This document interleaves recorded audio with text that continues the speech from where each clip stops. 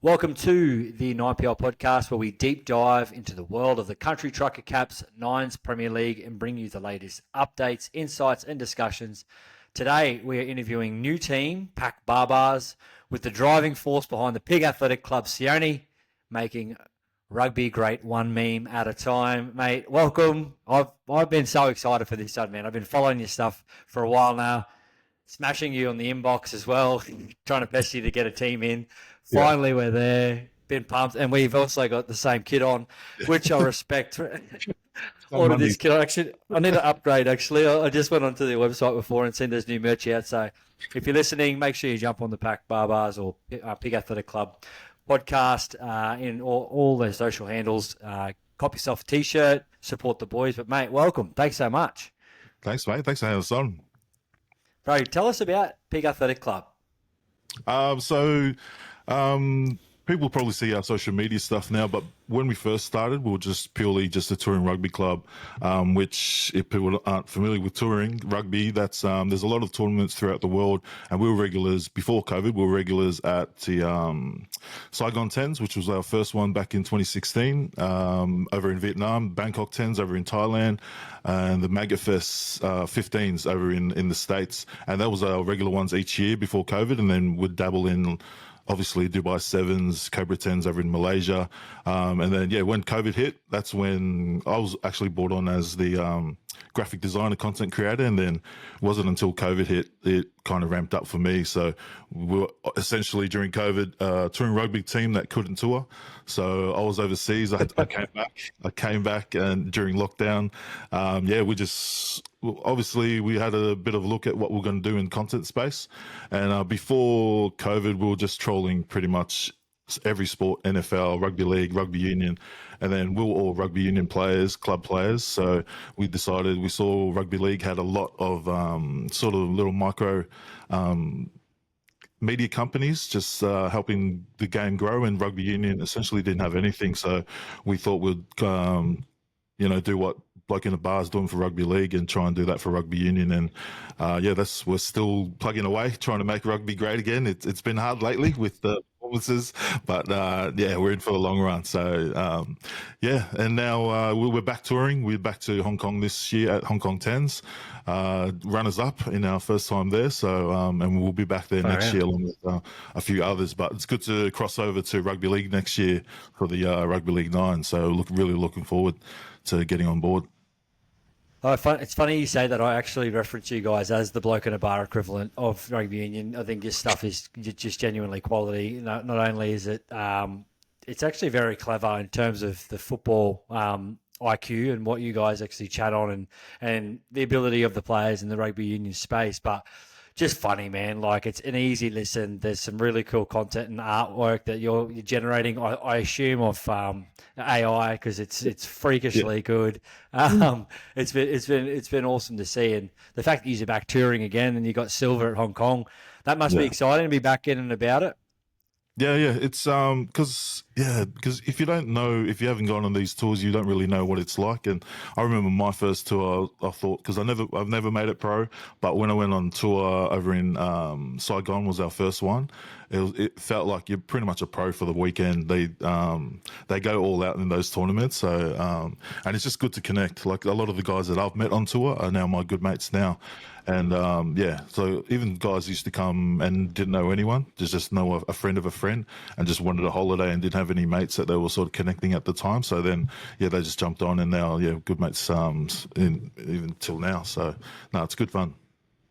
I find it interesting that you were looking over the fence at league and had seen, I suppose, little micro media companies essentially trying to build up the game. However, I find that rugby union just do it far better. Like you were saying, there's tournaments, rugby 7s, rugby 10s across the world, and it's just like it's normality. Like, boys just pull together, boys and girls pull together a team and travel to the other side of the globe to play in one comp, and then travel back home. And it's just that's something obviously that a lot of our teams are actually learning from Pig Athletic Club itself, given that you were a touring rugby team and you started your own brand. Would you have any, I suppose, suggestions or any key takeaways that some of these clubs sides or these I suppose these teams that are entering the 9PL, what they should be doing to try and get to nearly 40,000 followers online and having merchandise, etc. Yeah, I think just because content, everyone's on their phones now. I think it's just having content and being consistent with the content.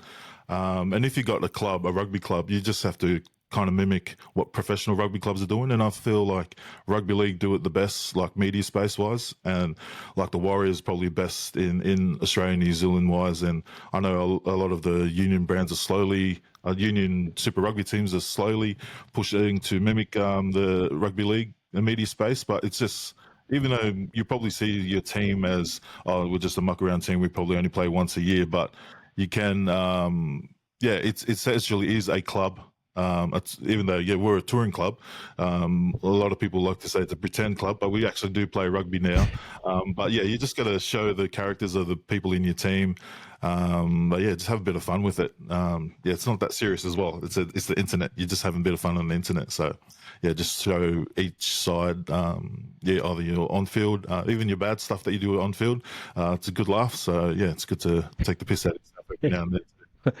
Mate, I've seen some of the highlights that you obviously take the piss out of yourself on purpose. Oh man, some of the must have been from you and Freeney, Yeah, obviously your co-host on the show, playing back at Nudgy, or it might have been for Matt West and a couple of others. Where it's hilarious just seeing those where you've got a full head of hair, you're probably 10 kilos less. Freeney's the same, and he's getting thrown off tackles and stuff. But I think that like you'd said, the way to build engagement is actually by doing more content and just trialing it out, essentially. Because I drive on the way to the M1 down the M1 and piss myself laughing. Then I normally would send you a text just about a ticket or a clip that you might have shot through, which is all time. But what made you interested in entering the 9PL? Well, I'm actually a leaguey. I grew up leaguey junior over in Goodna, and then I had a crack at Q Cup a few years over at East Tigers, or now they're Brisbane. I think the Brisbane Tigers now, and I didn't because I looked to go across overseas to play a bit of rugby. Over obviously not getting any love trying to make the NRL. So, but then the sort of the semi-pro rugby league contracts overseas weren't that good. So then I looked at the union ones and they look after you a lot more. So then that's why I first switched over. But I've always had that connection to league. I enjoyed my time, especially my first Mad Monday in the senior grades. You kind of see the difference. And but yeah, essentially that sort of that social side is in rugby union. You just sort of don't see it. And yeah, it's more for our boys to connect with our league friends. All of us have league mates, but we don't get the chance to sort of play with them. And this is probably a good opportunity to play with them or against them, and also just make that connection, which I feel is with similar games. But in Australia, I feel like everyone's fighting each other for like that sort of thing. And I reckon it was probably closer in the 90s because a lot of the union boys played league as well, the pro guys back in the 90s. And I feel like one of these tournaments like this is something that can bring the players together, especially clubland wise, which is where we want to get most of our boys from union. Yeah, for sure. I think it's it's ironic that you're saying that the Mad Monday celebrations and that type. You've seen we're better in rugby league. I played in the rugby sevens comp with Jack Grant, one of the Motorino boys, with Clary Moore up in Townsville, and let's just say he. Well, in your words, he parties like a rugby league person. But speaking of players to recruit, I actually would love to see him play in a Nines comp. Obviously, he's signed up with the Waratahs next year, which is excellent because he's obviously chipped away and done the work. But who are the PAC BaaBaas looking to recruit? Like, I think that's, whether it's you guys, Matakisi, and even a lot of our leagueies who understand rugby union, who follow the Shoot Shield and obviously competition in Queensland as well. Who you just got? Well, most of our boys obviously from Clubland, but it's been a bit hard because some of them are still in talks with actually professional clubs here and overseas. So the boys are like, yeah, keen, but if I get a pro gig, then I'm obviously out. I'll be away.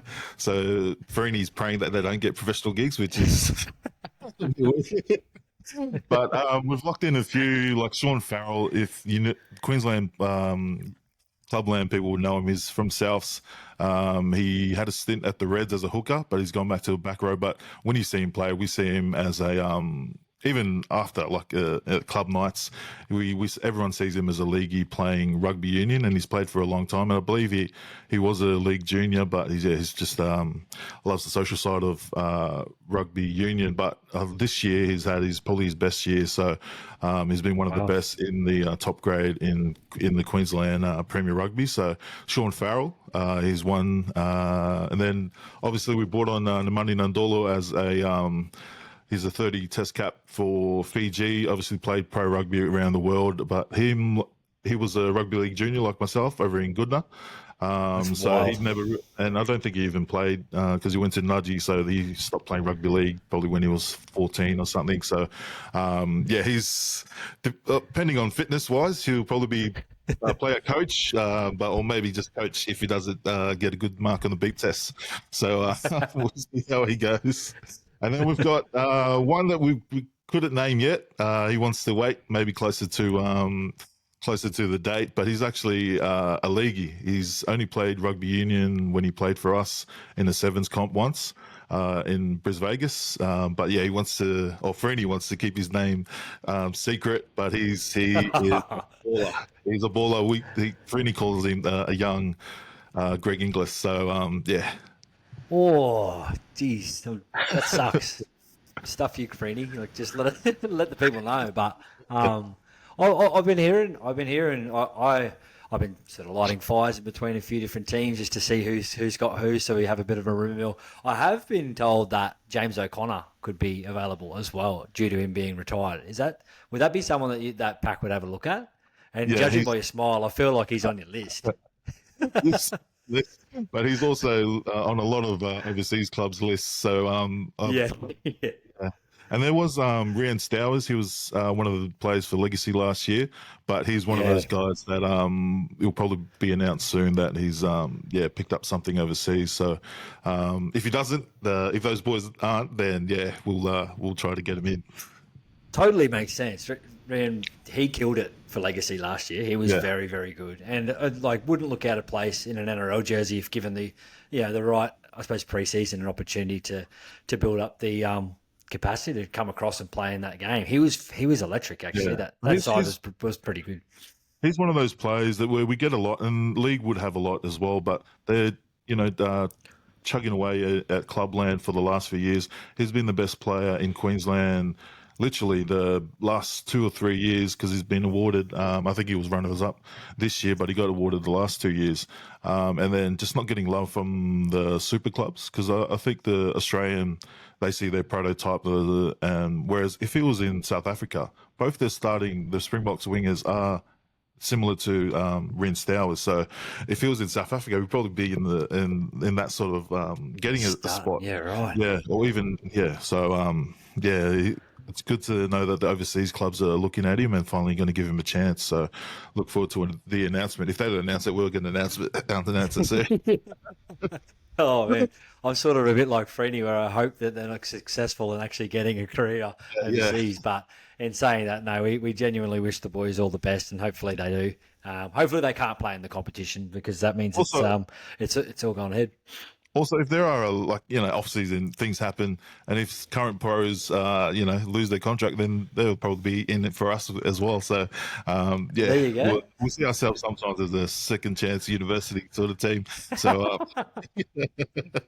mate, you're that good at the obviously building up the social media side of things. Is that something that you'd look at doing a bit of a documentary? As you could have Freeney come in as a. Oh, you will be. Yeah. We will be because we did one for the Hong Kong, but we still want to build on it. So every tour we want to do a little mini doco just for the entire tour, and we'll start in December. Also, just doing the behind the scenes stuff of actually getting the team together and just how everything that goes wrong and everything goes well. We'll sort of put it in the little mini doco.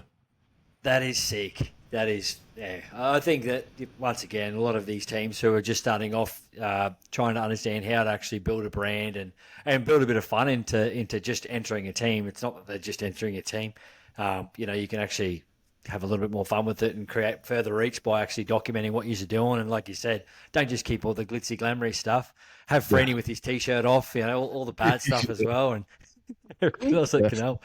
What's the response been from rugby union, like the rugby union community, with like key players like Nicker and Carter Gordon coming across to league?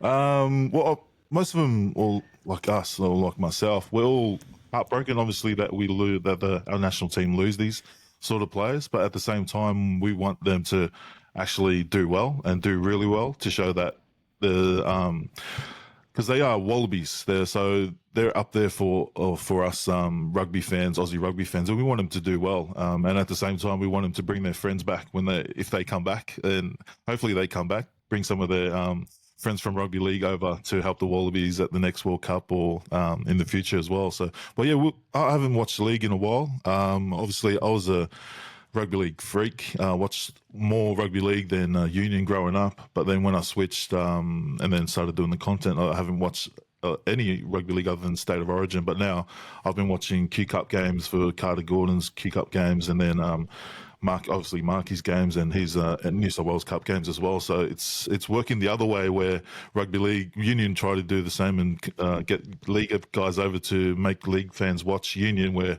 we're actually tuning in. Those of us that never watched league in a while, we're actually tuning into league. So it's working rugby league's side this year. So no, it's good. Yeah. We'll follow.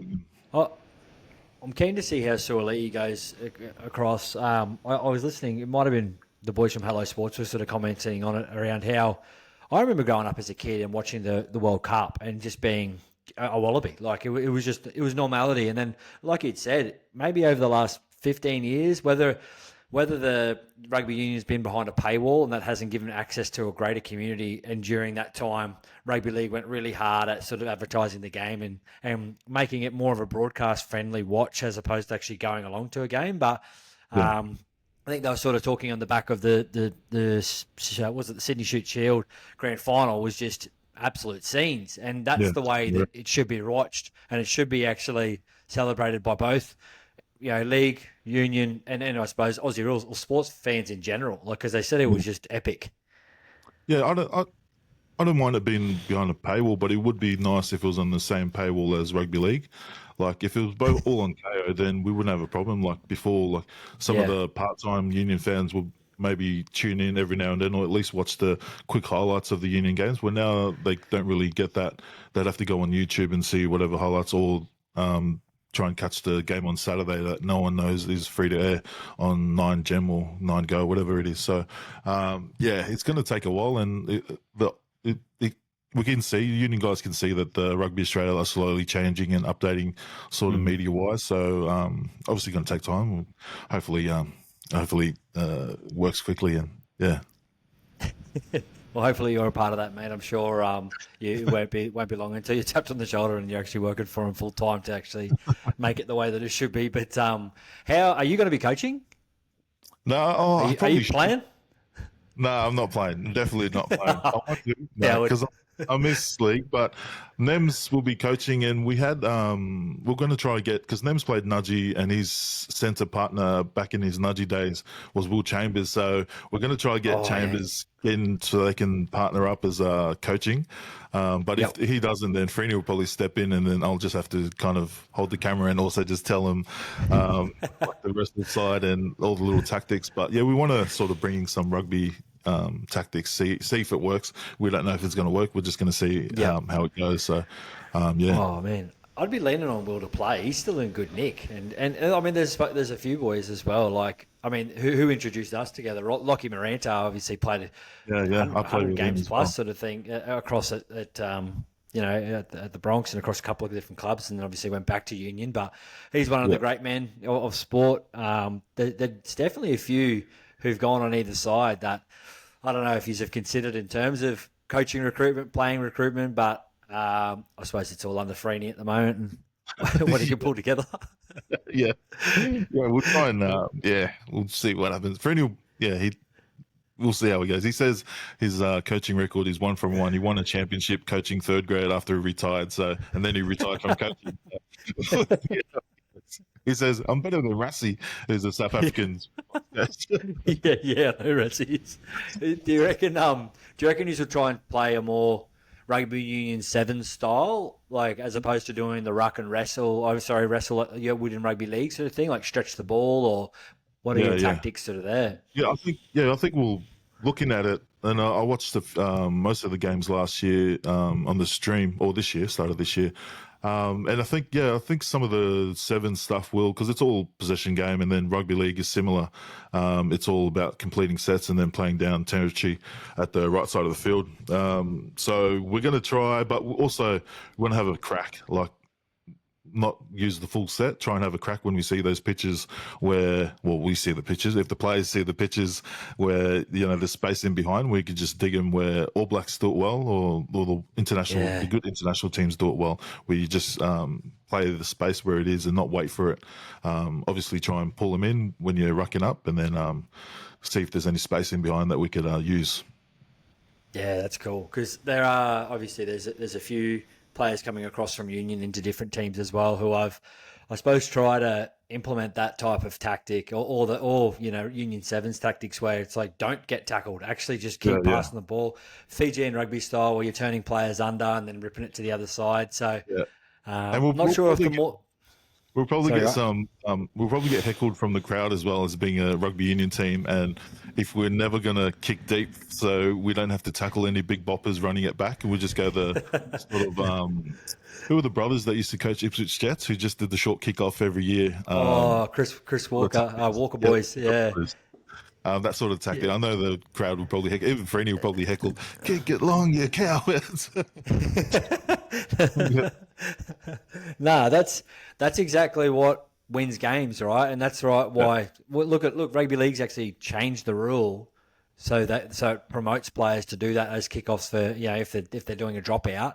If they yeah, drill it and it doesn't go over 10, it's not going to be a penalty anymore. It's basically a play the ball because they're trying to adopt that, I suppose, chance in the hand. It makes it more exciting. And I think regardless of if you're going to get, I mean, we're a family friendly atmosphere, mate. And for yeah. the 9PL, we haven't had many people booing for you, so we have some support. But I think you're there to win, realistically. Like, so if you get the ball Yeah, back off of tactics that work and they're legal, go for yeah. it. Like who gives a crap about the That, crowd and what they're saying?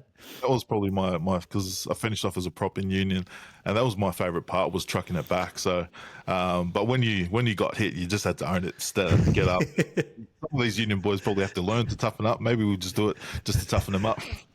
Yeah. Yeah, well, Make, mate, I've seen some of the Union boys. I was lucky enough to play at the Roosters, and next to us were the Waratahs. Man, the size of some of the humans that play Union, I've just like the dense muscle is ridiculous. So I don't know if you'd be able to carry any of those boys in the nines. I certainly haven't seen them run around in the sevens, but some of the Fijian boys, man, being 6'4" no. and albatross reach on them. Geez, I didn't like playing. There was a team Yeah, actually, Island Breeze. They used to just go basically from yeah, Townsville all the way along down yeah. Queensland, slap everyone at sevens. And I still have a scar on my stomach from like a size 15 boot from this massive Fijian bloke just running straight over me. And I don't think I ever played rugby sevens again after that. It was no good. But Yeah. mate, we're encouraging all of our teams to look into a charity or a not for profit. Does PAC have a charity that you align with? Yeah, we got one of our OG pack guys. He's started a charity a few years ago, him and a group of his mates down in Toowoomba. It's the curveball. So they have a ball every September, and then the proceeds from that ball go towards they pick someone within the community, within the wider community down there, who has been hit by a curveball. So the last few years, it's been someone that was in a car accident, and then obviously their life changed dramatically. So then, there was just helping those sort of families or helping people that essentially hit with life's curveball. It's curveball. It's a charity. It's been going for a few years, and we're looking to partner with them and help them within moving forward as well. So curveball. That's awesome. And then what a creative way to actually bring people together, Yeah, giving it's a ball. But, there's obviously life can be pretty tricky and tough. And, at any moment, we just don't know what might happen. yeah, So having, I suppose, a charity that's within one of your own, what an awesome yeah, way to be able to support, a great cause. And the fact that people go with a lot go with your mental health, some types of cancers, but the curveball, like such a great concept and much needed, because I'm sure that there's plenty of people out there who unfortunately just get dealt a wrong hand at the wrong time, and having support from curveball itself will be fantastic. So, well, I guess that's who you guys are supporting, and it's great that it's one of your own. Who supports PAC? I know that Budgie Smuggler's pretty big behind this, but who's sponsoring you guys basically to get into this competition and is supporting you and what you guys do? Yeah, we're still getting them all together, but Budgie's always on board with the things that we do. We love them. They reached out to us pretty much when we were starting, helping out highlight Clubland players, and that's what. And most of the Budgie's team are from obviously Manly and the Manly Rugby Union Club. So then, yeah, they've been on board with pretty much even the wacky content that we've done when we go on tour. So Budgie Smuggler's always on board, and APW Property as well. He's one of the PAC boys as well. They're based over in Hong Kong, Malaysia, and over in London as well, just helping expats with their investments into property. So APW always been on board as well. And then the Caxton Hotel always, especially when we do tournaments here in Australia, when we used to do Brisbane Vegas Sevens, they were front of jersey main sponsor. So yeah, so we do podcasts there every now and then, and that's where we started doing our podcasts. So yeah, Caxton Hotel, and I know rugby league fans are very familiar with the Caxton, and we say that's our home as well. So. Yeah. It's a landmark for all good people. Don't worry about that. It's everyone in Queensland and even New South Wales who travel in for Origin games, whether it's Wallabies at Suncorp, they know they're going to the Caxton straight after. It's almost part of the itinerary before you actually pack your bag. So, well, that's awesome, mate, and we'll make sure that we we clip up all that and give them a shout out. So it's wonderful, and it makes sense that you guys have got so much support getting behind this. Have you had a look at the teams at all? And are there any teams that you're keen on playing or not keen on playing? We're actually, it's a weird one with Marrakesi, just because we're essentially the Aussie version of them. We're probably they're probably more successful on the sevens arena around the world, where we're just sort of getting into that space, the elite sort of, because we were more social before we made a comeback this year. So yeah, that'll be a good one. It will sort of be Australia versus New Zealand, and then when they named Tyler Campbell, he was on our list as well. We were like, Freddie, we forgot to message you. So yeah, that'll be a good one to verse them, and then Legacy as well. Well, I was actually supporting them last year, just because a few of the Union boys from Bonn were playing there, and that's why I pretty much tuned in last year as well to watch them. And then they kind of fell short, a little bit heartbroken, but it'd be good to play them. A lot of our Broncos players that we used to support when they were in their playing days, it would be good to see how our boys will go against them. And also the best Nines team in the world at the moment, the Southern Sharks. We just want to see what the fuss is all about. So. Mate, just ask Jeremy Lattimore. He'll talk your ear off about how good they are, and that he's a big part of it. So I'm actually looking forward to. So yeah. Yeah, that's right. Yeah, they're carrying them at the moment. They're all good teams, man. Is there anyone you're not looking forward to playing? Maybe the Pigs. Are they back? Yeah, they're back in. They're back in next year. They got Victor Radley's coaching them, and they've sort of trying to. Because we've got a for them, because we don't want to. Yeah, we don't really want to play your little brother, do you? So maybe we're the little brother. Maybe we're the little brother. Yeah. No. I'm sure we'll find out. And I mean, they're very similar, and they're probably learning a fair bit off you guys in terms of branding, and they're going to be making fishing apparel, long sleevers and training. I think training singlets and different things. I think they're even going into like kids wear, because Victor Radley's actually their coach this year, and bless him, he's obviously hurt himself, but he's going to be able to come up this year. He had his son last year around the same time, so he wasn't able to come. But this year, I think he's going to come up and get him in the gear. So maybe we can exchange piglets or hooves. I'm not sure what the Yeah, trotters, if you will, give we'll each pay other for a hat. something as well. We'll pay for the pig cup every year. That's a great idea. Actually, I need to lean on you for more content ideas. But well, who in the actually, because you're a leaguey background as well, I want you to give me one of both. Who in the rugby union space who's currently at top tier and rugby league space in top tier that you'd want to be playing for PAC BaaBaas? um, Okay, rugby union. I'd go Richie Mo'unga. I just feel like he is Oh, he's in yeah, a yeah, league of his own at the moment. yeah, Just his when I say short kicking game earlier, it was more him. Just so his short kicking game.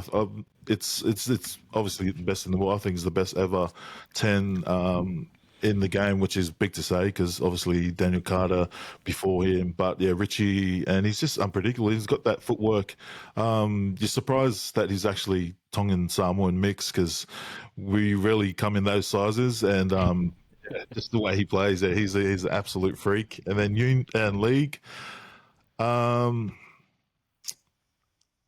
Oh, actually, yeah, this guy, I had to eat my hat because I watched the game on the weekend when they did a number on the Roosters.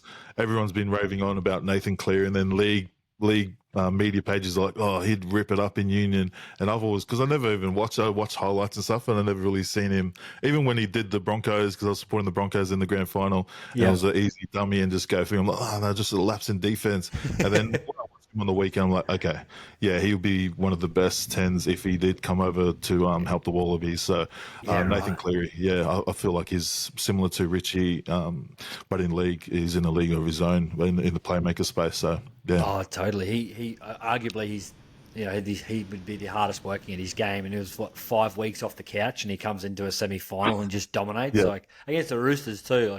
Like even though they had a couple of injuries, it's still a yeah. hard team to play. But he wins a grand final in 20 minutes, so yeah, maybe he can go across He for. makes, he makes it look so easy. Like he Yeah, goes through and he's just one little step, and it's done a lot of the plays. And that's when he did a little half break. I'm like, okay, yeah, he's in a league of his own in his brain. Just that he gets it. fair enough, fair enough. So I suppose final question, mate. What is the PAC BaaBaas looking to get out of the 9PL for 2025? PC wise, just to connect with our league players, but actually, we do a lot of tours overseas, and we're going to ramp it up next year. And we'd like to get a lot of the league boys that in other teams that we see over the weekend. We're going to try and see if we can get them over to tour overseas. And if they've never played union before, then it's a easy sort of push into it because we do tens overseas or sevens. So yeah, so we'll be keeping an eye on a few of the boys, and then that hopefully they keep an eye on the DMs after the tournament because we'll be trying to recruit them. Has Freddie got a business card? Like, is he going to be like dropping them into Oh, backpacks? I'll chuck that on the list. I'll chuck that on the list. Get some business cards ready. I'll help. I'll help you guys connect up if you guys come to the Vegas Nines. Yeah, I'm actually keen. My brother went to it because he's based in the States. He went to it and he's Oh yeah, had no idea about rugby league. And because I'm the one that grew up watching rugby league, where he was always been union, and he yeah. was at the casino, one of the casinos, and he was with obviously Hindmarsh and a few of the league boys, and he took a photo of Hindmarsh, and he goes, "Is this Nathan Kalis?" And we're like, Oh no. "Nathan Kalis get a shout out of that era." Yeah.